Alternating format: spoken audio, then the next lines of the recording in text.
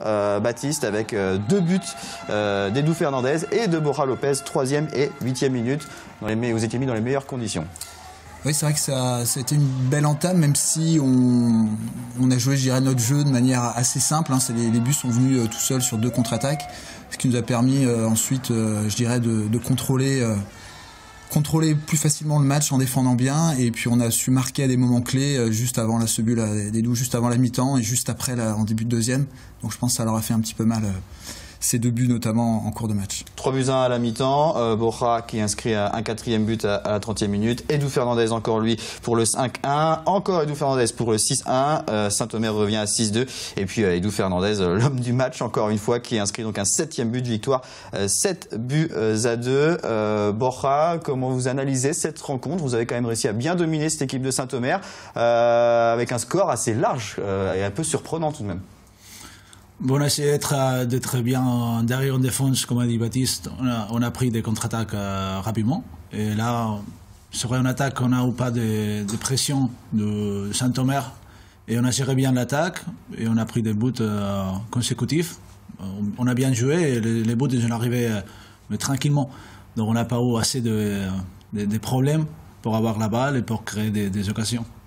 Alors Lucas, vous étiez en tribune bien sûr. Comment vous avez vécu ce premier acte du Final Four, cette demi-finale? Bien, j'ai forcément bien vécu. Enfin oui, je suis assez d'accord avec vous, ça a été surprenant, je ne m'attendais pas à ce que le score soit aussi large, mais comme je vais répéter un petit peu ce qu'ont dit les gars, le match on l'a entamé de la meilleure des façons. En plus, quand on mène au score, en général, c'est difficile de revenir sur nous.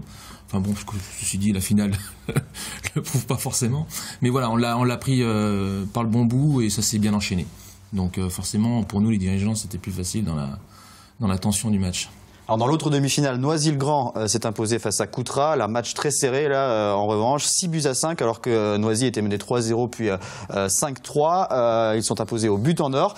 Le but en or qui a aussi tourné en votre faveur, vous en finale face à Noisy, victoire 3 buts à 2, donc 2-2 à la fin du temps réglementaire. 2-0 à la pause avec 2 buts de Di Benedetto et de Fernandez. Et puis D'Acosta et Weber ont permis à Noisy d'égaliser. Et le but en or inscrit par Borja. Alors malheureusement on n'a pas les images de cette finale, mais on a quelques photos de la fin de match, de l'explosion de joie de l'équipe et de la remise du trophée. Baptiste, ce match face à Noisy, ça a été beaucoup plus tendu quand même. C'était une finale au sens premier du terme, c'est-à-dire qu'on est quelque part d'un point de vue au niveau du jeu un petit peu déçu déçu de notre prestation, c'est peut-être un grand mot, mais en tout cas on n'a pas maîtrisé la finale comme on l'aurait souhaité, d'autant plus que là encore on avait fait le break, mais on n'a pas su, je dirais, mettre un coup d'accélérateur pour enfoncer le clou.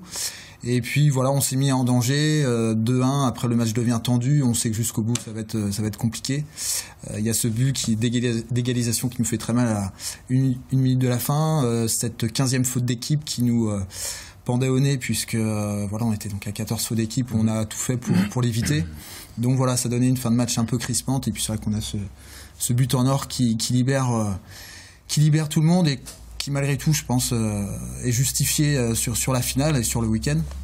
Mais voilà, sur un coup du sort, ça aurait pu aussi nous échapper. Donc c'était un gros ouf de soulagement, puis un grand moment de bonheur, bien sûr.